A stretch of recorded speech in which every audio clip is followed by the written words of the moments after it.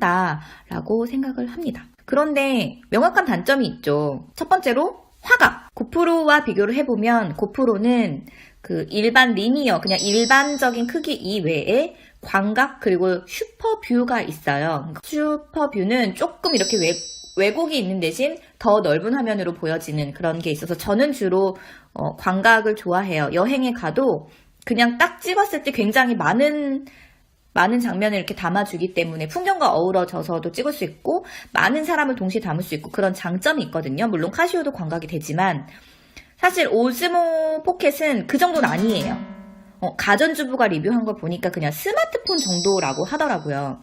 그렇다고 한다면 과연 여행에서 내가 이게 셀카용으로 나를 위주로 찍을 것인지 풍경을 같이 찍을 것인지 고려를 해보았을 때 이게 과연 적합할 것인가에 대해서 꼭 생각을 해보셔야 됩니다. 제가 고프로가 좋은 이유는 요거 하나를, 이게 지금 쇼티 마운트거든요. 가장 짧은 마운트인데 이게 삼각대처럼 이렇게 세울 수도 있지만 약간 이렇게 목이 늘어나요. 그래서 이렇게 했을 때 슈퍼뷰로 해놓으면 이렇게 아주 뒷 배경까지 다 나오거든요. 그런데 이를테면 오즈모 포켓으로 찍으면 거의 이 정도 찬다고 생각하시면 되는 거예요.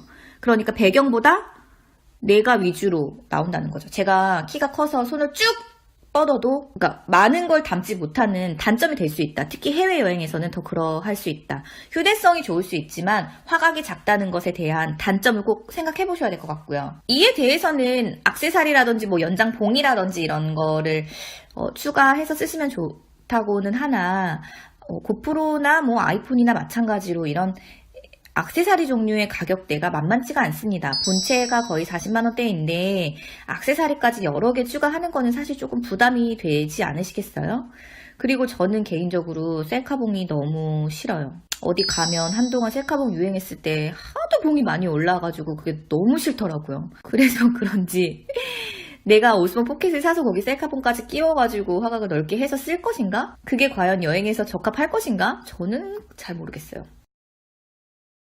그리고 뭐 스테레오, 그러니까 마이크의 성능에 대해서도 좀 고려를 해보셔야 되는데 요즘은 대부분 뭐 저렴이 핀 마이크든 외부에서 촬영하시는 분들은 마이크 기본적으로 하나씩 쓰시잖아요. 저도 저렴이도 있고 뭐 고렴이도 있고 한데 내가 이거를 막 밖에서 쓰면서 이를테면 여기에 이렇게 마이크까지 장착을 해서 쓰실까? 모르겠어요. 사실 여행이나 외부 활동에서 이런 액션캠이 좋은 이유는 이거는 어디까지나 제 생각인데 간편하기 때문이잖아요.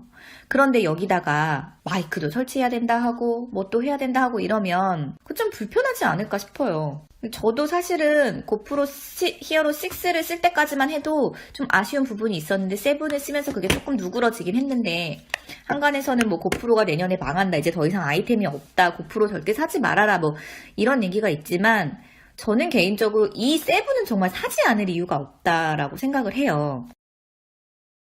아무튼 오즈모 포켓을 사시려는 분들은 꼭 기회가 되시면 그 자기 본인의 SD카드 가져가셔서 가능하시면 끼워보고 직접 촬영해보고 셀카가 정말 뭐 캐논 빅시아처럼 카시오처럼 예쁘게 나오는지 내가 손을 쫙 뻗었을 때 내 얼굴이 어디까지 담기면 내 풍경을 어디까지 담아두는지 소리는 어느 정도 담기는지 꼭 테스트 먼저 해보세요. 제가 오즈모 모바일 2를 사려고 홍대 매장에 갔을 때, 홍대 플래그십 스토어에 갔을 때는 아예 매장에서 어떤 촬영이 안 된다고 하셨었어요. 심지어 그날 워크샵이 있어서 참여를 하러 갔을 때도 안 된다 그러셨거든요. 그 촬영 못 했거든요. 근데 요즘은 신제품 출시돼서 그런지 많은 분들에게 이거를 찍을 수 있게 하시는 것 같더라고요. 제가 아는 몇 테크 유튜버 분들도 직접 매장에서 하셨어요. 그거를 딱 보니까 아, 대충 느낌 알겠네. 물론 이거는 방문해보지 않은 어디까지나 저의 생각이고요. 저는 반드시 매장으로 가서 직접 체험을 해보고 마음에 들면 구매할 생각까지도 있거든요. 그런데 테스트 해보기 전에 사시려는 분들에게 제가 꼭 말씀드리고 싶은 거는 기존의 테크 유튜버들이 하는 이야기만 듣고 이거 정말 좋은 거구나, 나도 사야지, 이렇게는 사시지 마시라는 거예요. 왜냐면 저도 오랫동안 블로그를 해왔고 정말 많은 제품을 협찬받아서 알고 있는 건데 무상 제공에는 딜레마가 있을 수밖에 없어요. 정말 좋지 않은 얘기나 아쉬운 얘기는 적나라하게 할 수가 없다는 거. 그래서 내 돈 주고 내가 산 사람에게 안 좋은 얘기를 꼭 들어봐야 된다고 생각해요. 내 돈 내고 내가 리뷰해야 더 술술술술 말도 잘 나오고 글도 더 잘 써지거든요. 왜냐면 모든 제품에는 장점만 있을 수가 없어요. 장점과 단점이 다 같이 있거든요. 그런데 장점이 더 부각된다고 한다면 이거는 소비자를 기만하는 행위인 거지. 내가 보기에, 내가 예상컨대 영상만 보기에도 분명한 단점이 있는데 그거 말을 안 해주면 안 되는 거지. 따라 사는 사람들은 40만원, 50만원 그냥 소비해야 되잖아. 근데 무료로 받은 사람과 따라 사는 사람과는 아무래도 그게 온도가 다르잖아요. 그렇지 않습니까? 저도 무상 제공 많이 받고 그거에 대한 리뷰를 하지만 꼭 아쉬운 점이라든지 알아야 될 점은 좀 짚어주셨으면 좋겠어요. 제발 부탁입니다, 여러분.